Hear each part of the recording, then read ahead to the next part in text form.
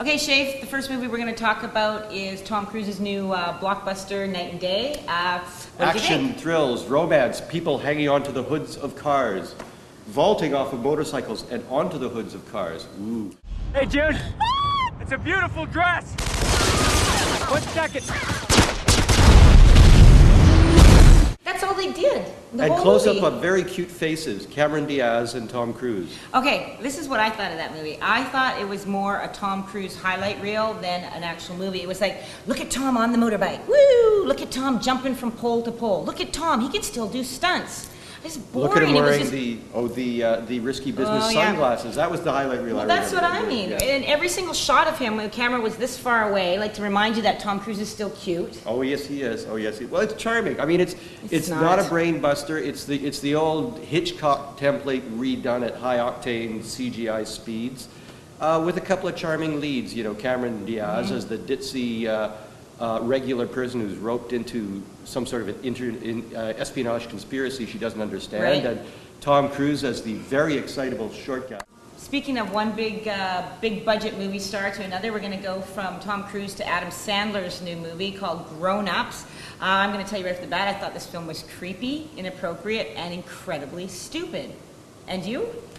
I must concur on all 3 points. Were those 3 points? There were 3 points, yes. Well, we should tell people what it is, though. You've basically got 5 middle-aged guys who have to go back to their hometown for the funeral of their basketball coach that they had in grade 6, I'm assuming, because they're 12-year-olds, when they won the big championship.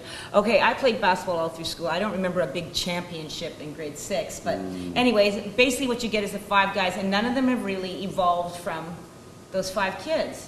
Well, and the script doesn't really evolve beyond a single entendre level either. Adam Sandler had a hand in writing it this time.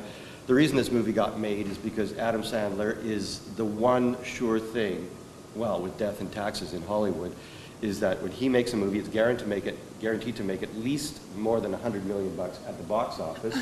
And if there's one thing, and they're not that expensive to make, and if there's one thing that Hollywood wants, it's a sure thing. They want money, and that's all it comes down to. But okay, we have to point out the cast in this film, right? Okay, you've got Adam Sandler, and of course he's cast himself as the most successful of the group, at least on the surface, right? He's a big Hollywood agent. You've got David Spade, who for some bizarre reason keeps getting portrayed as a ladies' man. What lady is going to want to be with that man? I'm telling you. A drug lady. There's not enough penicillin in the world for that. Rob Schneider plays this creepy hippie dude who's married to a woman who's like 3 times his age, so you've got the married to the old lady jokes in there. Must be your mother. My wife. I'm sorry. I'm not. Oh, grody. Kevin James is basically playing that guy from that he was in The King of Queens. And then he falls down a lot.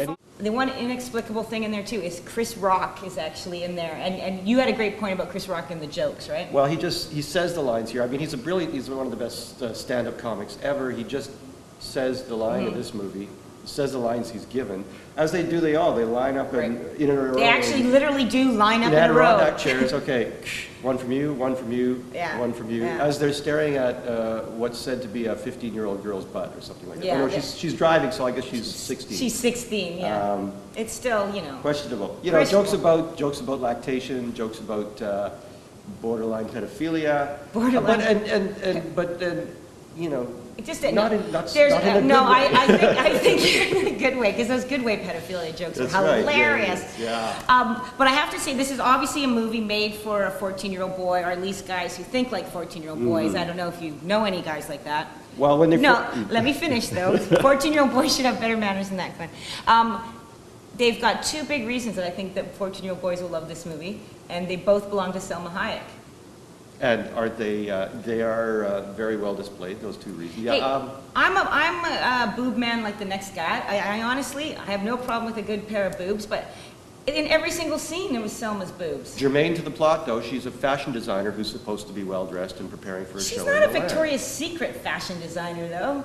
In every scene with Selma Hayek gives a 14-year-old boy ideas about where he can park his bike. Okay, that's where we're ending it on that note. Parking your bike, not Selma Hayek's boobs. Awful.